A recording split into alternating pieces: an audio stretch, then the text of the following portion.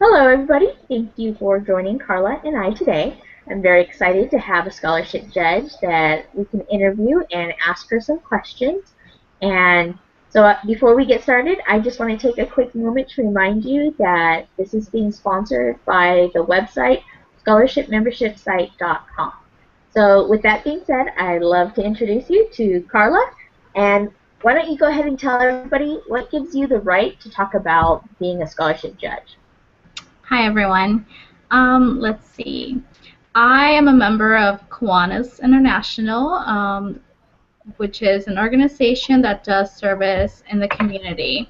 We are in 80 nations, and each community is different. Therefore, we serve the community and based on their needs.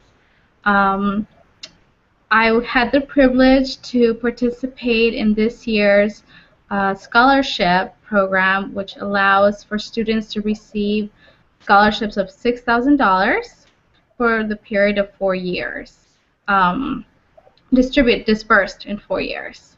It's through the Oakland Kiwanis Club Foundation, which gives the scholarships to the local students in the Oakland community. Awesome. You know, it's always great to hear it from someone who's been there and done that.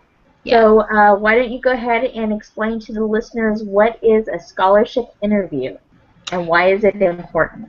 Certainly, a scholarship interview is important because it is the time when you get to share not only what you've already done so in the application, but we get to learn more about you.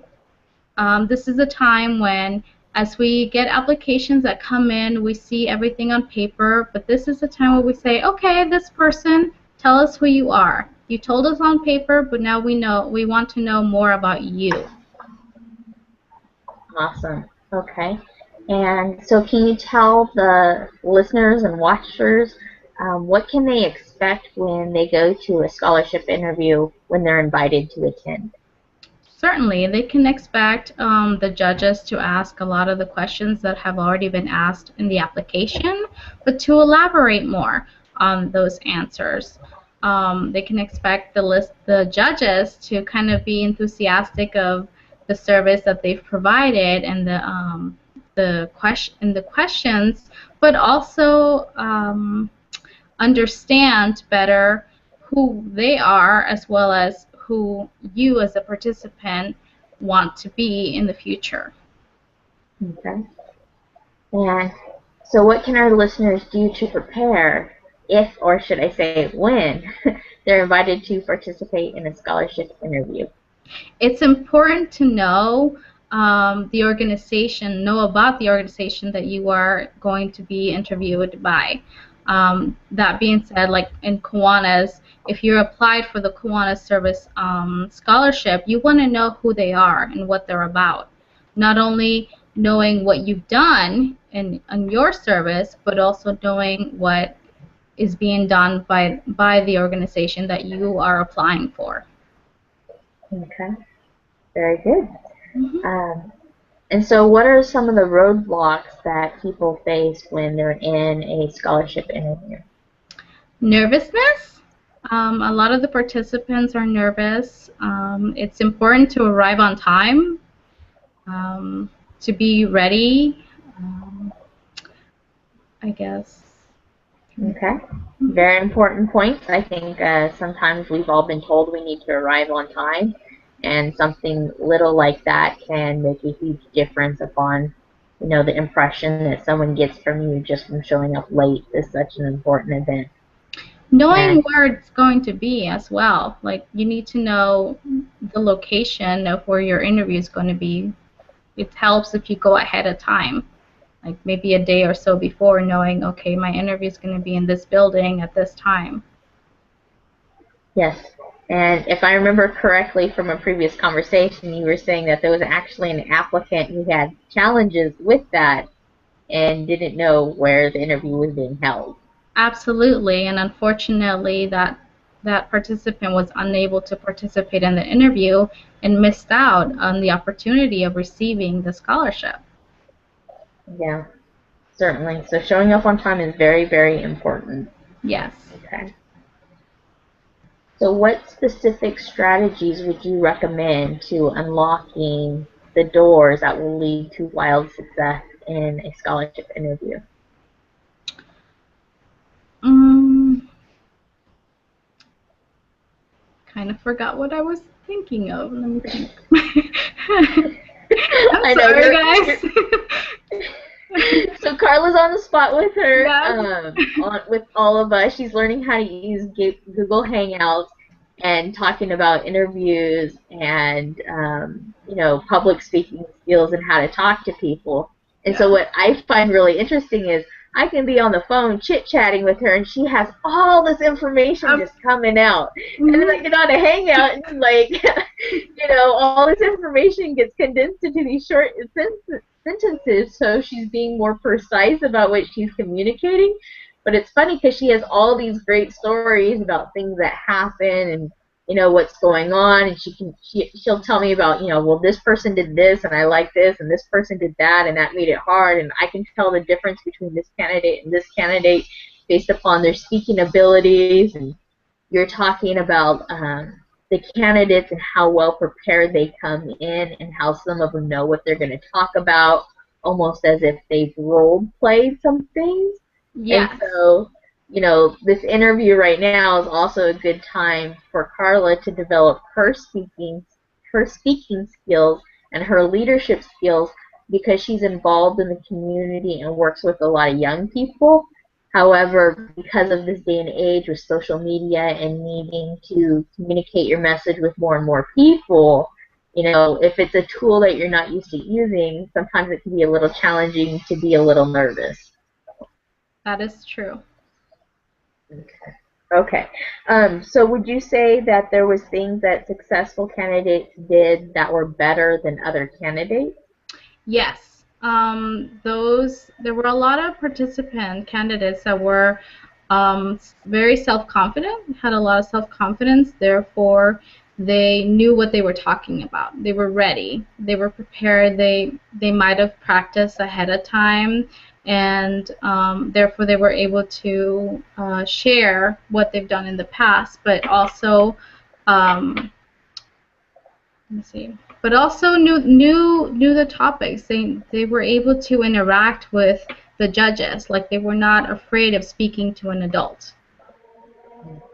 They had And the so, communication skills and they felt comfortable.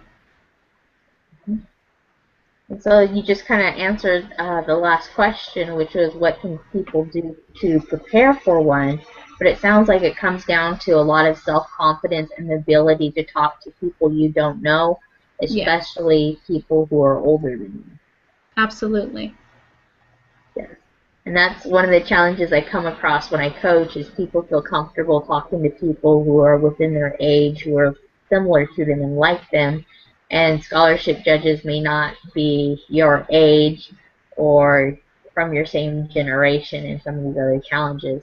So it's a good idea, and I encourage people to basically socialize. That's how you're going to get your social skills is by talking to other people and talking about yourself, what you're doing, where you're going, what your career goals are. Because if you can talk to your friends and family about your career goals, it's going to be that much easier to talk to someone like Karla, and she's a scholarship judge. You've already had practice telling your story, and so now you're just telling it to a different person. Correct. Okay.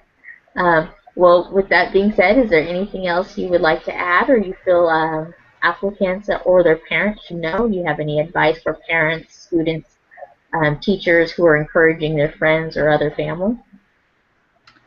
To continue to talk about it, but also follow you. You give a lot of advice and you allow for candidates to come in and check out what scholarships are all about, but not just that. I mean, I've been able to refer your hangouts to some of the participants that received the scholarships. Yeah, awesome. Thank you. Hmm. Yes, and that's one of the things that, oops, there goes the earbud.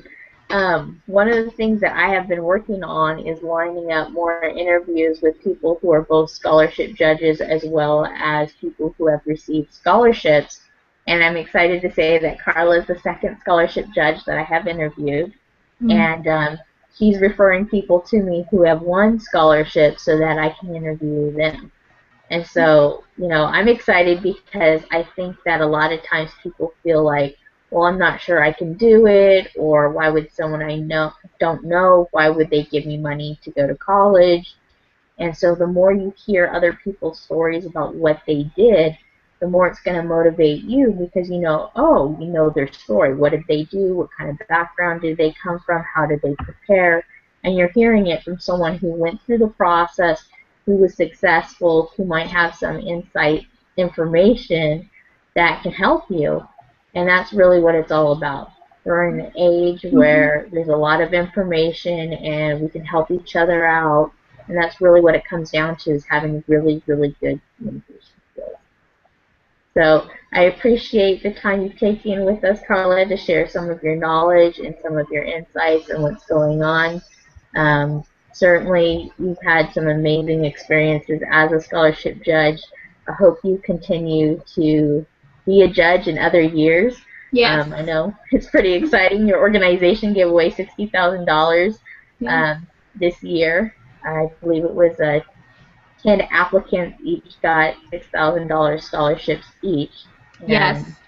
and We not we much. had. I'm sorry. We had Oh, a go ahead. total. We had a total of 72 applicants, and out of that 72, we selected 20 applicants to interview, and from the Mhm. 20, it was like a 50-50 chance based on the interview whether the student got the scholarship or not. Once we narrowed it down to our 10 recipients, we then, as a club members, are selected a student to mentor for the 4 years. Awesome. Okay, so why don't you tell everybody a little bit more about this mentorship in your organization? Certainly. So the way it works is that the scholarship recipients will be linked to one of our Kiwanis members. And throughout the course of the 4 years, you will be able to meet with that student on a regular basis, whether that's quarter system or scholarship system, or I'm sorry, or semester system based on the school that you attend. And you check in with them on the progress of your grades and the progress of the community, and to continue receiving the scholarship. Awesome. So basically, what it sounds like is you get a coach. For Yes. those 4 years that you were in college, you get ongoing coaching. Yes. So, but that's awesome. It's a great organization. You do a lot of community service, and it also builds leadership because one of the things I like is you don't just organize the events and tell students what time to show up, but students are actually in charge of actually creating a calendar and filling it up with events that they're going to do, fundraisers. And so they take on a leadership role of learning different responsibilities. You're there to help them and guide them, and that's going to give them real skills that they can use even after college when they're looking for a job. They Yeah. carry those skills forward with them. It gives them confidence. And I know you were telling me about you could tell the difference between the students that came from the two different clubs. So why don't you tell everybody a little bit about your observation and why that's interesting? Sure.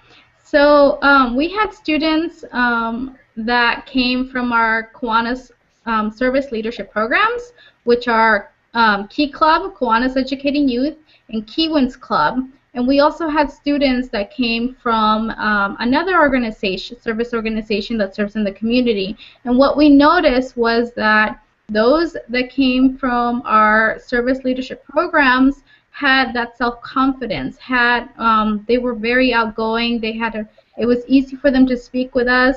Some of them knew us, but a lot of them did not know us because they were a part of a different connection with a different Kiwanis club. Versus those that came from the other organizations, they were a little more on the shy end and not as confident. And when I asked, they've done all this service, it's like, how did they develop the skills to plan all these events, and what did they do? I was then informed that it wasn't them planning the events. It was actually someone that works for the organization that does all the planning. Versus those that are in Key Club and Kiwanis, the students take on the leadership role of finding the events and finding the services. Got it.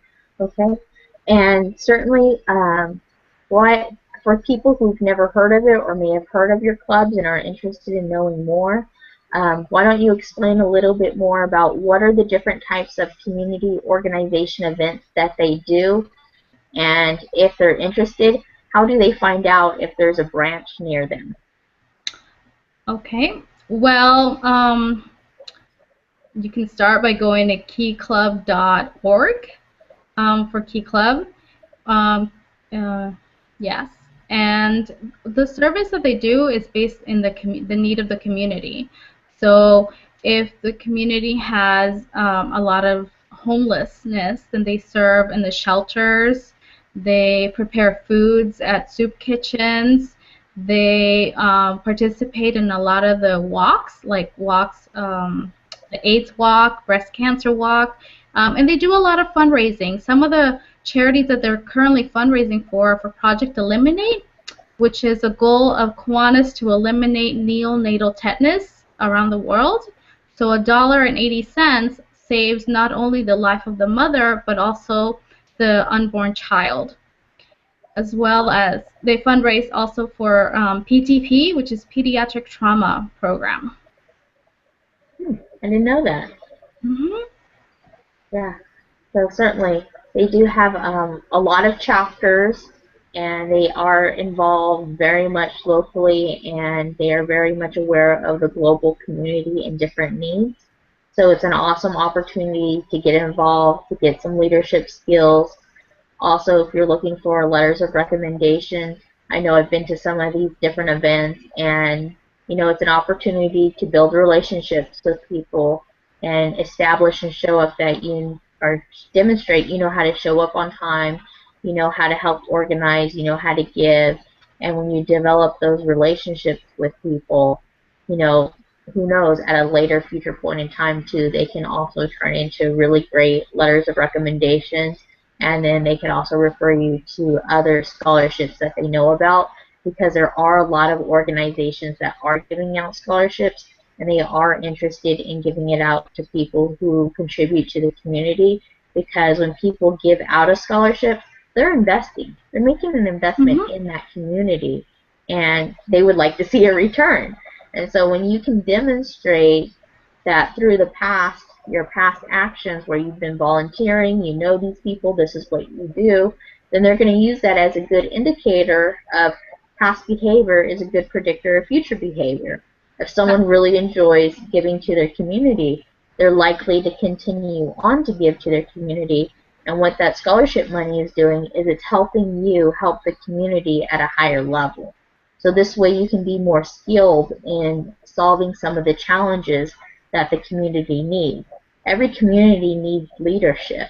And so by developing these skills, they're helping you to advance yourself in a career where you can help more people, you can serve more people, and when you serve more people, you tend to get compensated for that.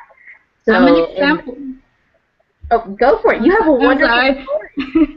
I'm an example of exactly that.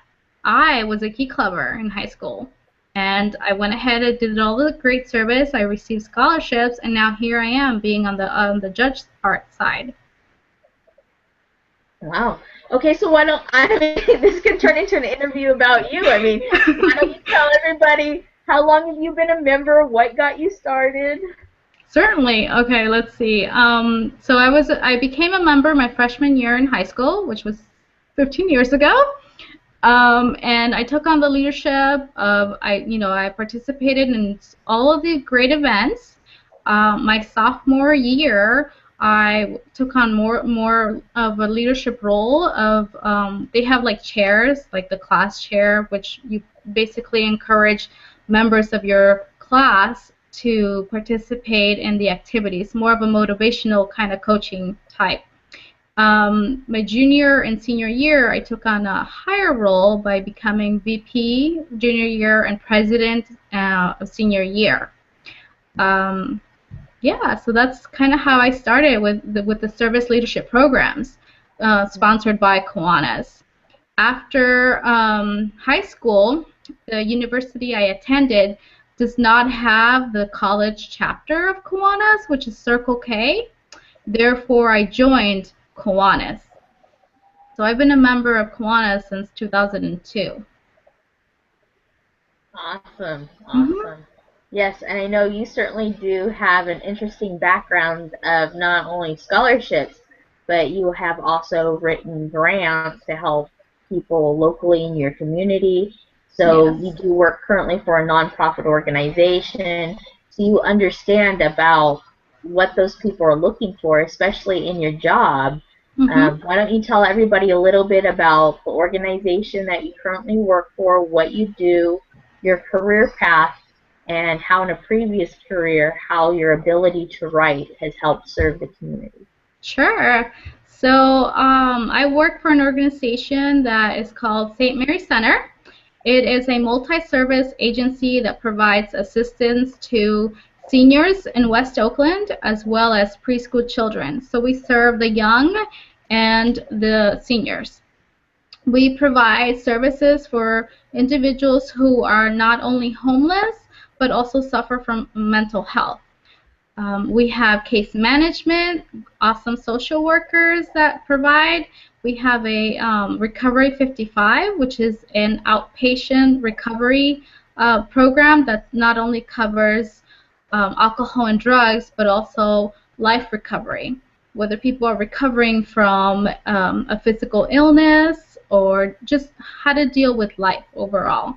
We provide a lot of prevention programs such as alcohol and drug prevention, senior injury prevention, medication safety, which is a key one because a lot of our population that we work with are individuals who are 55 and older who need help knowing to, how to be safe not only in their home but also out in the community.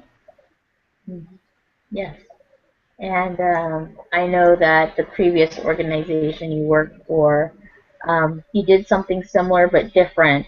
But at the same time, you pretty much wrote on behalf of other people in order to get small grants for about $2,000 to help someone through a transition period. So you have a very good understanding and background. You're also very very strong in your writing ability Mm-hmm. and your proofreading ability. Yes. So both in the previous agency as where I'm at now, I've been a part of the panel for Seasons of Sharing, which is a private fund by the San Francisco Chronicle that offers assistance to individuals and families that are having trouble with their rent, their deposit, or limited furniture due to homelessness or fires. Yes, yes. And the reason I know so much about Karla and her background is because we used to be college roommates. Yes. And she used to proofread some of my essays for me. And of Yes. course, I would take her out to lunch, specifically Thai food, in order to compensate her for proofreading my essays.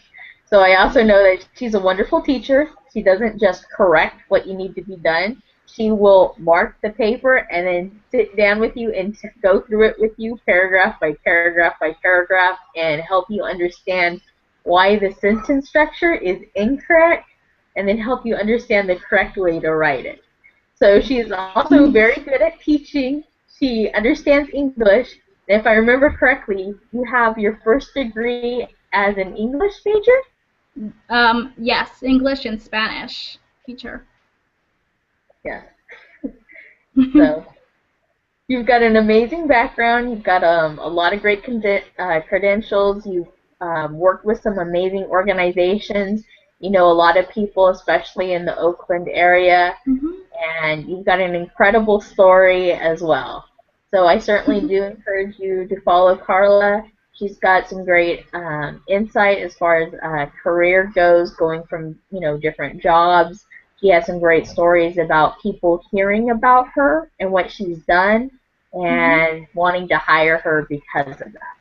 So basically, the overall message is this is not just about scholarships, it's about your communication, your reputation, and communicating that clearly with other people so that you can get the scholarships as well as the different job opportunities. Absolutely. So thank you so much for being here. I appreciate you letting everybody getting to hear some of your insight and the knowledge that you have. You have a lot of wonderful stuff to offer to the community, and it's awesome that you've been able to get scholarships, and those people who have invested in you are Mhm. definitely getting a return on their money because you're providing all these wonderful services to the city of Oakland, which is exactly what you said you would do. Thank you for the opportunity to be a part of this. You are so welcome. All right. So with that being said, thank you for watching us and joining us. And please be on the lookout for other videos coming soon. Thank you and have a great day. Bye bye.